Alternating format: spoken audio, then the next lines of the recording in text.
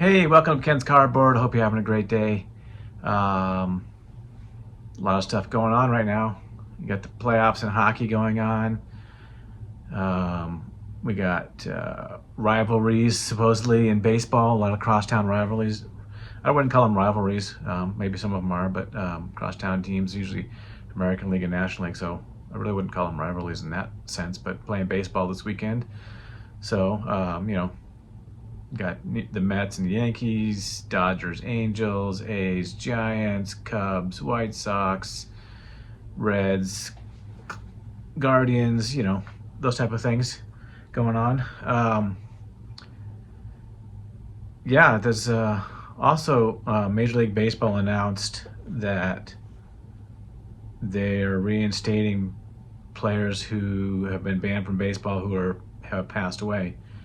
They're now not banned from baseball any longer. So I guess when you're dead, maybe you're still banned anyways because you weren't around to see you being unbanned. But I don't know. Maybe as you know, I collect Pete Rose. You can see some Pete Rose stuff up behind me here. There's another Pete Rose item. I'm a Pete Rose collector. I collected him early 80s when I was tracking him, trying to break the hit record, and he was my hero when I was a kid. But then the things that went down in 1989,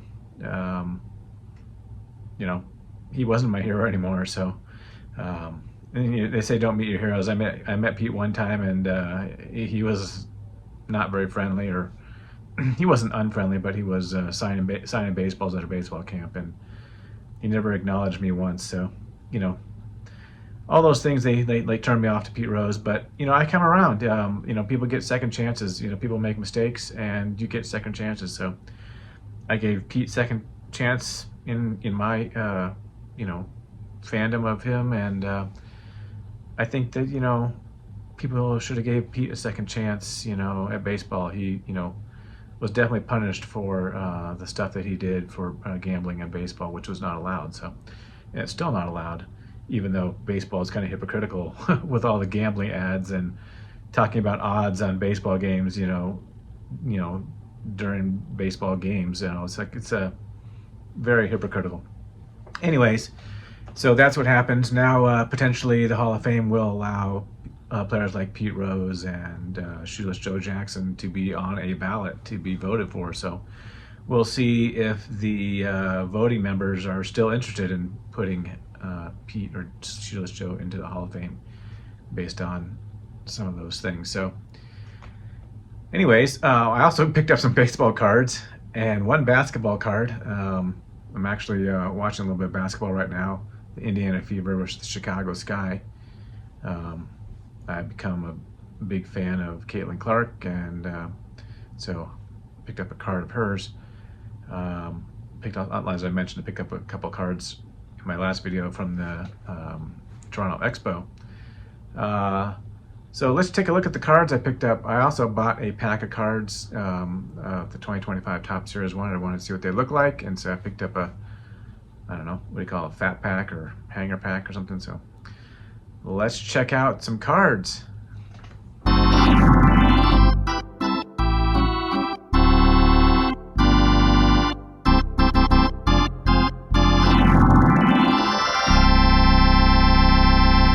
So I had stopped buying cards prior to the expo in Toronto, but then I had some cards on my watch list and ended up grabbing them after that, after I saved all my money for that and spent all that at the expo. But I picked up a couple of cards here. This is another Caitlin Clark. This is from the Monopoly version. A little refractor, not numbered, but pretty cool. And along with that, they got some other cards that came with it. A rookie for the Huskies, Nika Moole, and for the Chicago Sky, Angel Reese. These aren't the refractor versions, but sent those in the same package that I got the other one. I also opened up a fat pack, or whatever they call this thing. Got this at Target when I was in Detroit. after the national, not national. I keep calling it the national, but it's the Toronto Expo. Got these pretty cool cards, and I was like pleasantly pleased with how these look with the foil on them. You know, base cards usually don't have foil on them, but really liked these cards design. I like the design this year. I like this guy's name, Nacho Alvarez Jr. That's awesome. Here's a Rocky I never heard of, Bradley Blaylock. There's James Wood.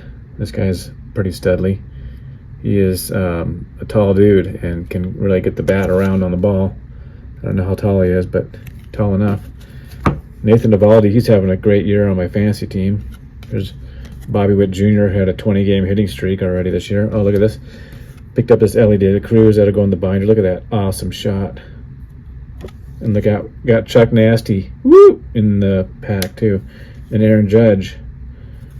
So, you know, there's another Rocky, Brenton Doyle, Lindor, Garver, Blade, Otto Lopez, Grisale, Chase McDermott, Corey Seager on the injured list again.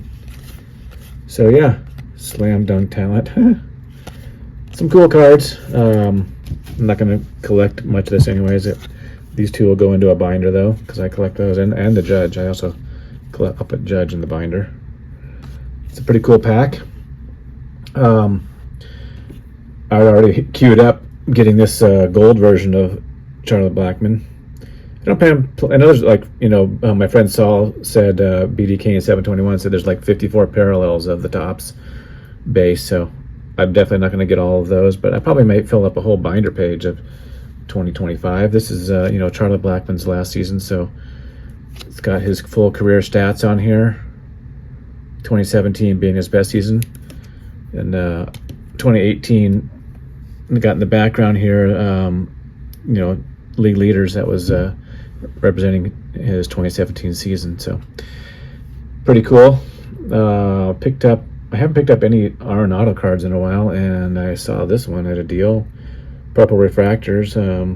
Gotta get the purple color match for the Rockies. These are not numbered, but chrome, Topps chrome, purple. I bet my friend, I don't know if my friend Saul has, he probably doesn't have the purple set complete because usually his are numbered. But picked up that Arenado for my collection. I'm at almost, I think I'm at over 500 unique cards of Arenado. Like, I'd have to check my stat sheet. But I've been looking for this card for 4 years at least. When I started collecting Arenado, and I started a rainbow of this 2019 version here. I got the orange sapphire number to 25 here in the back, and then we got the 2018 Independence Day cards of Charlie Blackmon that I picked up, you know, in the past few months. But this card finally came up for auction, and I finally snagged one. I had never even seen one. These are sometimes hard to find on certain players. But yeah, this is one I've been looking for a long time. Now I can get rid of that saved search in my eBay account. But not as quite a nice a design as the 2018, but it still has the flag kind of in the background. Really still a nice design. I haven't seen the 2025 in person, but I've heard they look good with the foil. So maybe I'll probably get the Independence Day Chuck Blackmon, Chuck Nasty. These are numbered out of 76. Arenado started out a little hot this year, but he's faded a little bit. I'm not picking up too many Arenado cards, but when you see one that fits your collection, then you got to grab it. Some of you may know that I like patch cards. I like autograph cards too, but I really like patch cards, and I like game used patch cards. And there was a card up for sale that was similar to this one I'm going to show here, that was been on sale on eBay for a long time, and it has saved search for it, and it was the blue version, which I think is numbered, I don't know, out of I don't know, 75 or something like that. I can't remember, but a similar one came up, the green version, and it went up for auction, starting out at like I don't know, 99 cents. Ended up getting this for like $22, less than $30 shipping. And then these have the hologram that's put on to that, so you can check what Major League game this came from.